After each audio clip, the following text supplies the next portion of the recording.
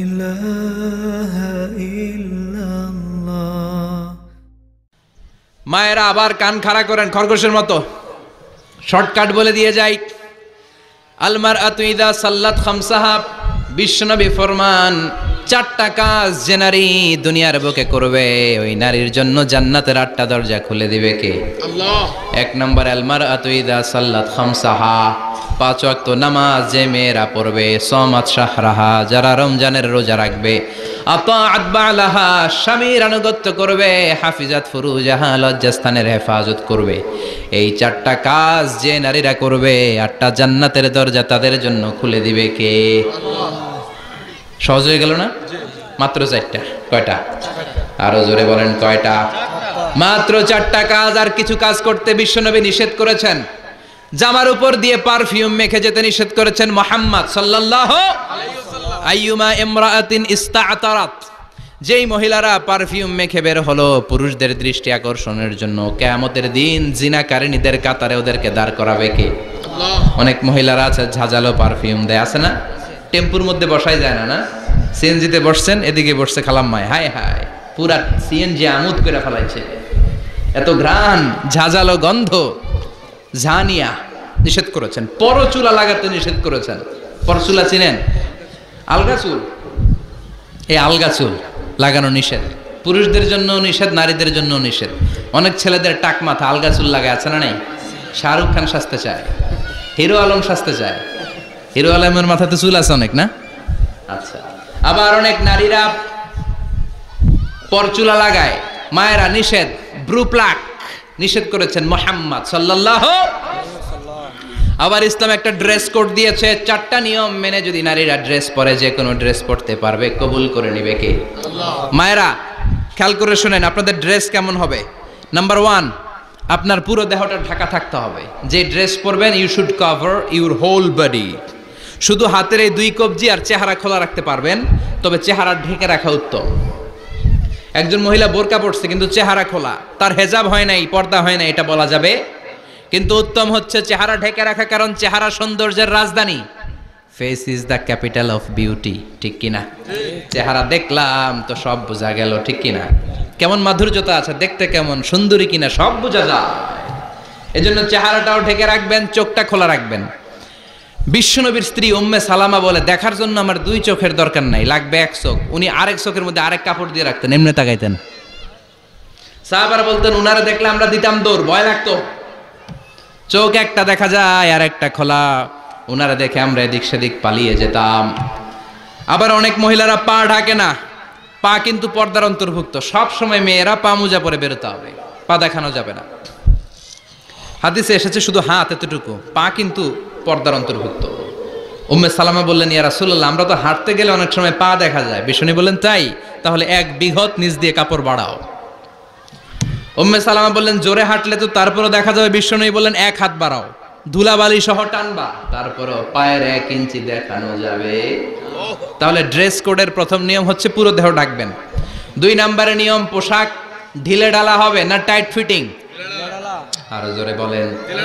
আছি আমরা কোন জামানায়, লাজ শরম গেছে হারায়, পাতলা শাড়ির বাহার, পাখি ড্রেস লেহেঙ্গা, পোশাক দেখে নারীর লাজে মরে যাই, হায় হায়।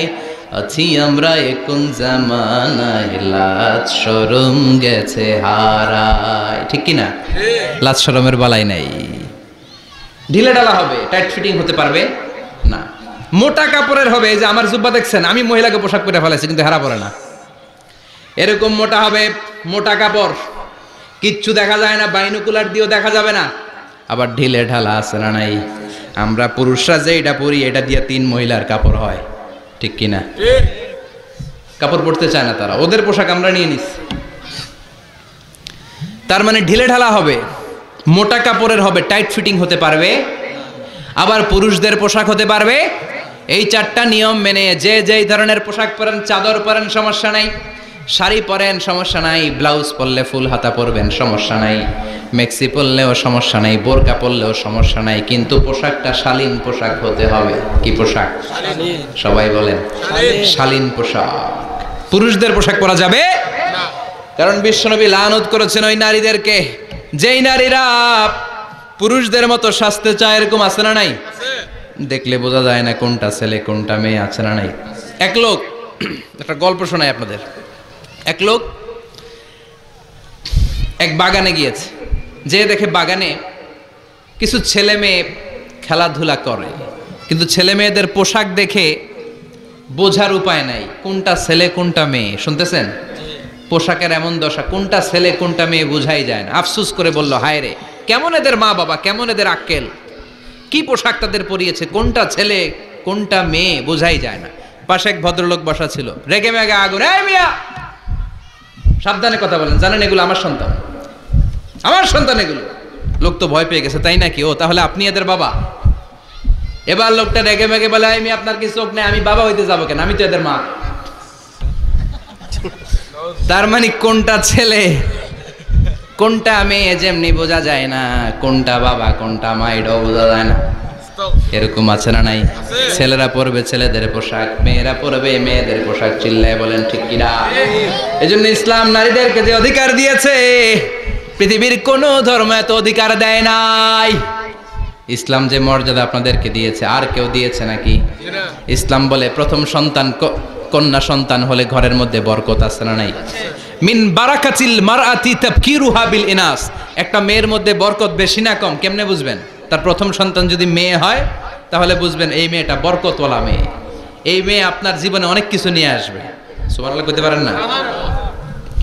কিন্তু অনেক ডাকাইত আছে, মেয়ে হইলে অখুশি হয়, ছেলে হইলে পাড়ার সবারে জিলাপি খাওয়ায়, পাড়ার সবারে মিষ্টি খাওয়ায়, মেয়ে হইলে কিচ্ছু খাওয়ায় না, আছে না নাই? কিন্তু আমরা মেয়ে হলে খুশি হব।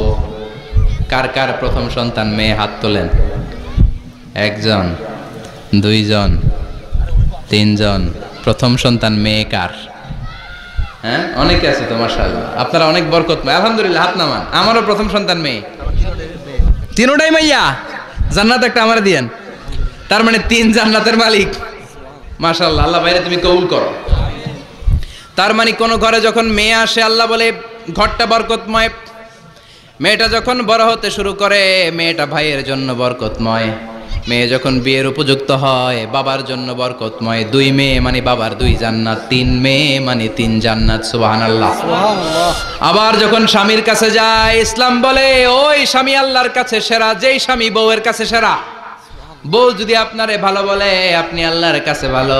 বউ যদি খারাপ বলে, আপনি আল্লাহর কাছে খারাপ। তার মানে ব্যালেন্স করেছে ইসলাম। স্বামীর আনুগত্য করতে বলেছে, আবার স্বামীকেও বলেছে স্ত্রীকে ভালোবাসতে, ঠিক কিনা? কথা বলেন।